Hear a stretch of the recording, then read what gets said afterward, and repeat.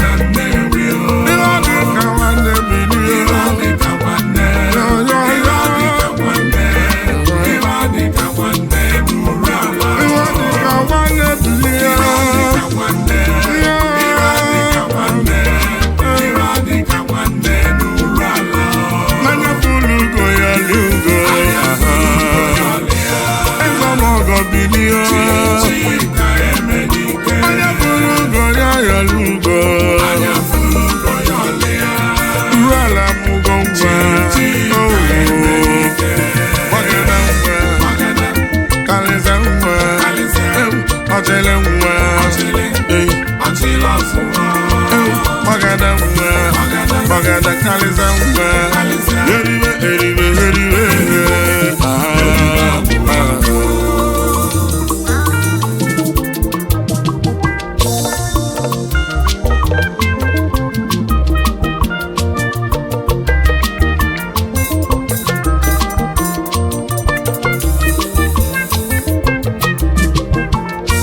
Chukwu n'ọlụlụ ọlụ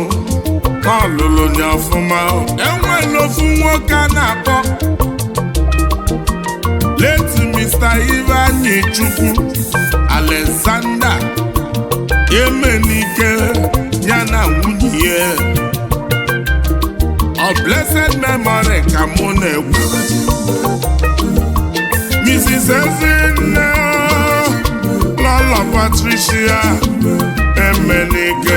na fenwele ego ma ncha ma fafụlụ nweba n'anya Mr. Ifeanyi Chukwu n'ọbụ kapịnta nwunye ya n'ọbụ peti treda agha mbugharị ka ọ na-ebugharị orije na fenwele ego ma ncha mana ayọ Chukwu Olisa lọta ewu n'otere kama ncha Chukwu wee zanụrụ ekpere kwenyere agadaga nwa bụ nwa ọ bụ onye ga bụ na-ekwu Chief Dr. Chika Christopher Emenike on the 23rd July 1969 kamụlụ odogwu wee bido wee tobe n'egwu Chukwu na mmafire zuru oke na nne na nne ya tele ya tele wee si na ọ ga-abụ odogwu na ọ ga-abụ ngọzi kwenye ụwa niile Chika wee bido wee sobe ọ tara afụfụ maka na nne na nne ya nwere ego ma ncha afịa mbugharị na obugharịrị ya ọlụka na ọlụlụ alụ ọ yiri mana ọlụjọ bụ na ọlụlụ ya ewu ebe nwoke na-azọ nwunye n'ụwa mana o tere aka ma ncha Chukwu wee bido ọlụ odogwu wee bido baba ike efu aka enu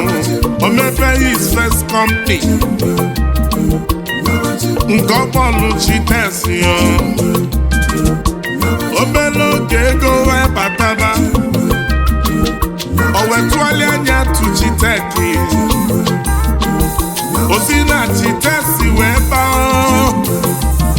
ego oyibo wee karịa anya alụ ma tata o nwere kọmpini kwuru kọmpini Kotec briksi ọkwanya na-alụ onye alụ Kotec industrial company ọkwanya nwunye event water beverages ọkwanya nwunye Tommy Foods ọkwanya nwunye Reto Hotels and Suites ọkwanya nwunye Regime Oil and Gas ọkwanya nwunye Shofit Saloon and Spa ọkwanya nwunye Mangrove Delicious Food ọkwanya nwunye Shofit Gym and Games and the Yadi ewunya nwunye Olisa nọ n'ọlụ ije ụchakwa ntị gị na mụ ji akụkọ na mụ bụ egwu ebia ka mụ wekọrị wee bụrụ maka obere nwa Chinye mere ọgọ n'ụwa oyimo urala mụ gọrụ nwa enwere nwa nwekwa nwa ka nwa mekali bi ya kpọ ya nwa ka nwa n'ụwa ya na n'ụlọ chiri chọọ ya mma onye ga mụ na-ekwu n'ụwa Mrs. Amaka Priska emelike nwanyị ọma nne m ụlọ ndọ ya mụọ dọkịta wemụkwa n'injinia wemụọ prọfesọ nwanyị nnene ezi nwanyị mara obi dị ya ọgbakosime onye ji mere eze ga-abụ eze anya fụrụ ugo yọli ugo ọyịmụọ o mezuru ibe n'ala Owere Ojichukwu na nnewi ihe dị ka nwanne bilie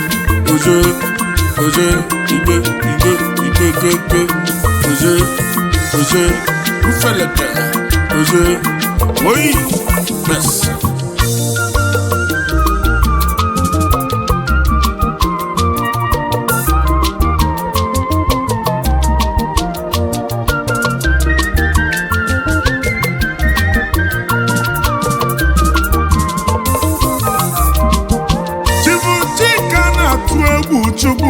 ọ bụrụ Chukwu n'anya iwe Chukwu nọ na-amasị ya n'obi n'ọbụ ya mere o ji welu akụnụba chi ji chọọ ya mma wena lụrụ obodo ọlụ ewu empawamenti ọkwọ na-eme eme ọtụtụ nne YouTube o nyere ọlụ nne na-alụ ọlụ aka ọkwọ na-akwado ụmụ nwanyị ka ọ na-enyere aka ọ bụ na adịghị nwụrụ anwụ ọ chọọlụ ego wetọlịrị ya ebe mgbomgbo abịa n'uru ala obodo ihe mmanụ ọkpali ike dị egwu 4-kilometer road with drainage system kọlụlụ enye obodo ihe n'uru ala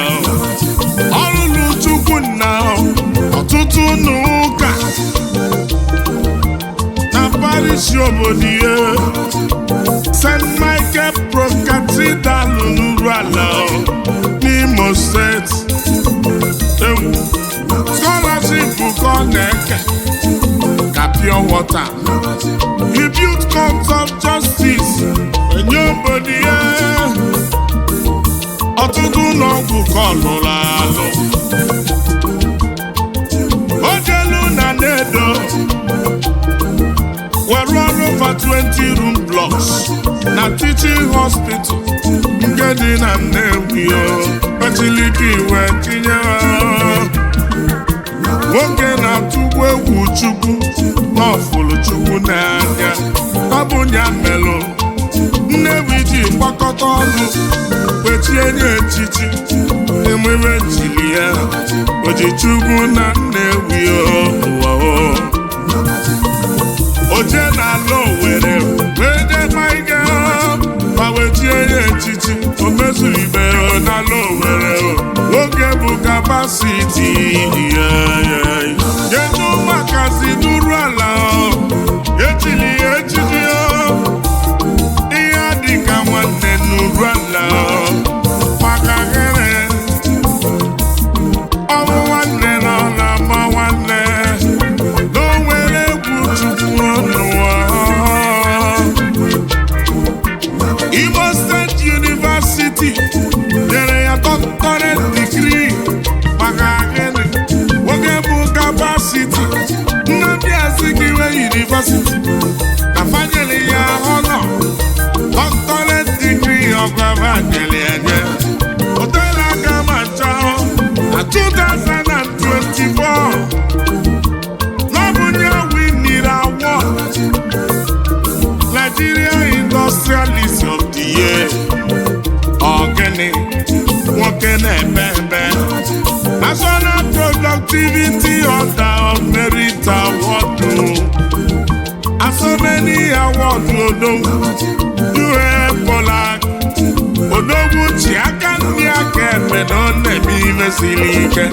onye Igbo siri ike mbombo nwoke nwere iwe niile eziokwu na Chukwu nna nọchọrọ ya mma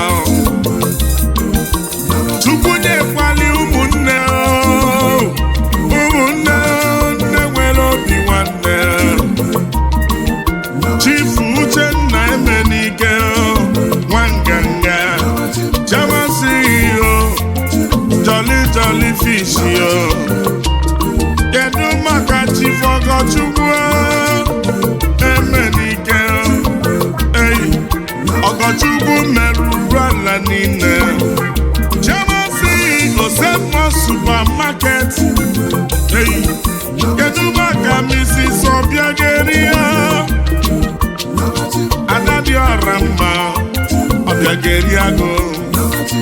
nwanyị ọma kenelu ụmụ Mrs. Nonye Anagonye ezi nwanne Chukwu na-emekwaghị Mr. Chibueze Emenike sel na mekene unu bụ ezigbo nwanne Chifu si Chukwu debe unu ọnụnụ ga-adị ka echi onye chimere eze ya bụ eze na ya bụrụ ugo yọrị ugo oyibo o mezuru ibe n'ala Owerri Ojichukwu na nnewi dịka nwanne bilie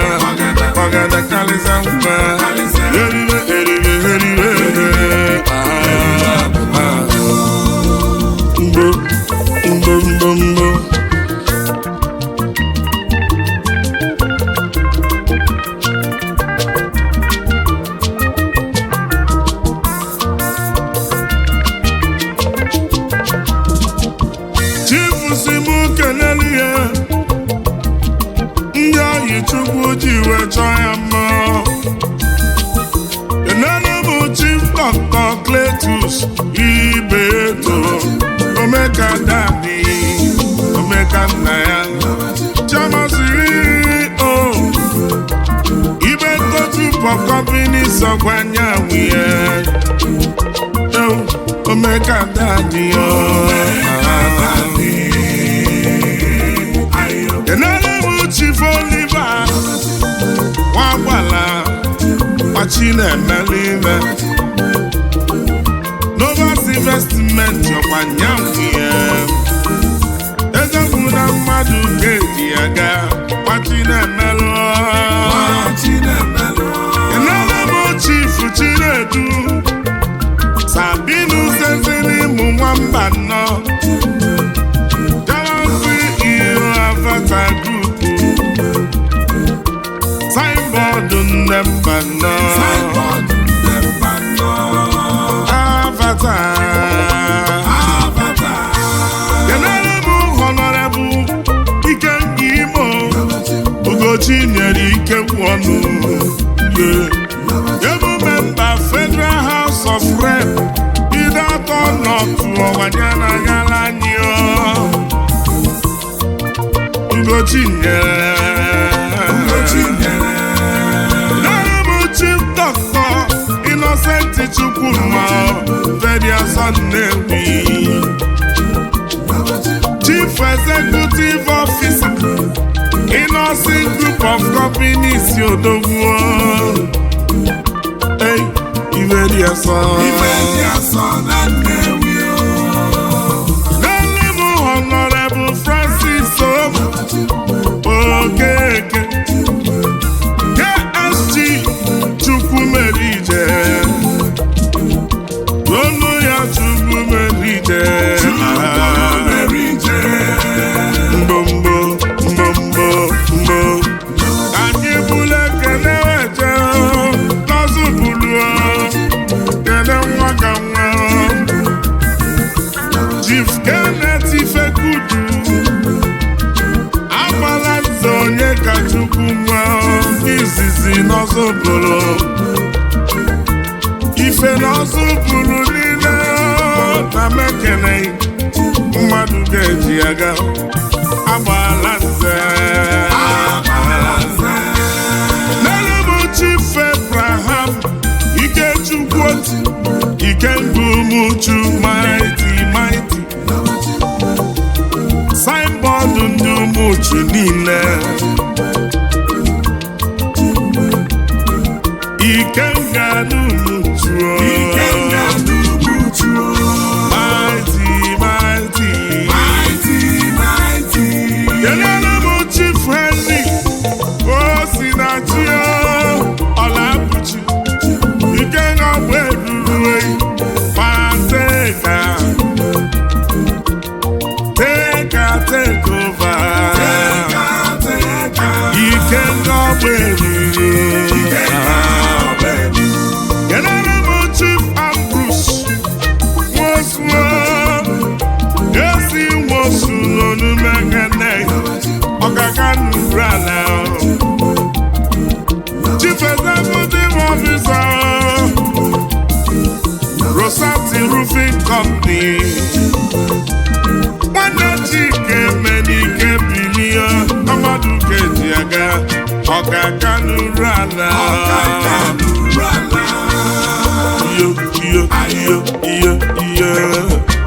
Onye ji mere eze ga-abụ eze onye bụrụ ka onye ugbo ọịmọ o mezuru ibe n'ala Owerri Ojichukwu na Nnewi ịwa dịka nwanne bilie